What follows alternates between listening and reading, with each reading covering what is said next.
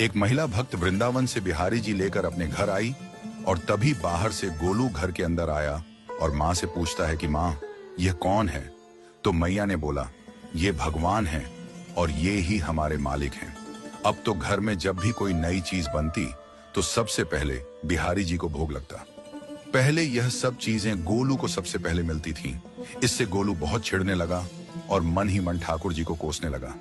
एक दिन गोलू की माँ काम पर जाते समय बोली, गोलू, यमुना जी से मटके में जल भर कर लाना। जब गोलू पानी भरने के लिए जाने लगा तो जाते जाते बिहारी जी को कहने लगा, खाने के लिए तो सबसे पहले तैयार रहते हो, लेकिन काम तो मुझे ही करना पड़ता है। अगर यहाँ रहना है तो काम करो।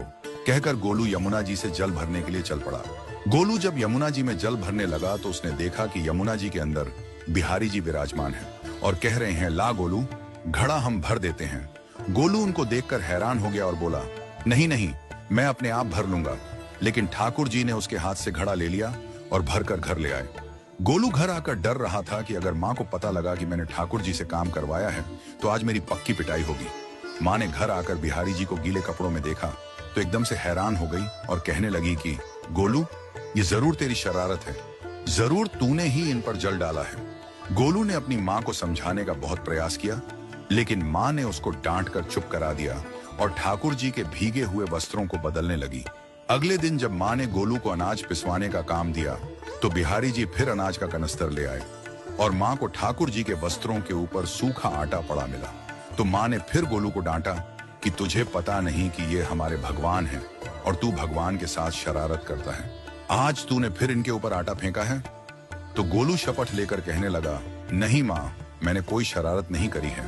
ये तो मेरे हाथ से गेहूं का कनस्तर लेकर खुद पिसवा कर आए हैं। गोलू की माँ आज बहुत गुस्सा हुई। अगले दिन फिर माँ बोली, बेटा गोलू, आज तुम्हारे बाबा बाहर गांव से वापस लौट आएंगे। बस आज का ही काम है, तुम जंगल से थोड़ी लकड़ियां ले आना। गोलू फिर डर गया, कहीं ठाकुर जी फिर मेरे पीछे ना आ जाएं। गोलू ने माँ को बोला कि मैं चला तो जाऊंगा, लेकिन बिहारी जी को समझा लो, वो मेरे पीछे ना आई। उसकी माँ हंसकर बोली, हाँ हाँ समझा दूंगी, तुम जाओ तो सही। गोलू जल्दी जल्दी लकड़ियां लेने जंगल में चला गया और माँ काम पर चली गई। लेकिन उस दिन माँ काम से जल्दी वापस आ गई और देखा बिहारी जी अपनी चौकी पर विराजमान नहीं है। वह तो एकदम से घबरा गई कि कहीं गोलू की शरारत तो नहीं। वह भागी भागी जंगल की तरफ गई। तभी उसने देखा कि गोलू के साथ एक इंसान लकड़ियों को लेकर घर आ रहा है। गोलू की माँ यह देखकर हैरान हो गई कि यह तो बिहारी जी हैं। ये क्या हमारे भगवान हमारा काम कर रहे हैं? इसका अर्थ गोलू ठीक कह रहा था। वह जल्दी जल्दी भागकर ठाकुर जी के पास गई और लकड़ियां उनके हाथ से लेते हुए उनके चरणों में गिरकर रोती हुई बोली, हे बिहारी जी, ये आप क्या कर रहे हो? मुंह गरीब का काम क्यों कर रहे हो?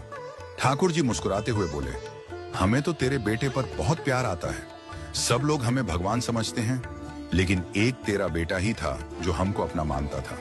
अपना मानकर वो हमें डांट भी देता था, हमारे साथ गुस्सा भी करता था, और जो हमें एक बार अपना मान लेता है तो हम उसके मान के लिए उसके ही हो जाते हैं।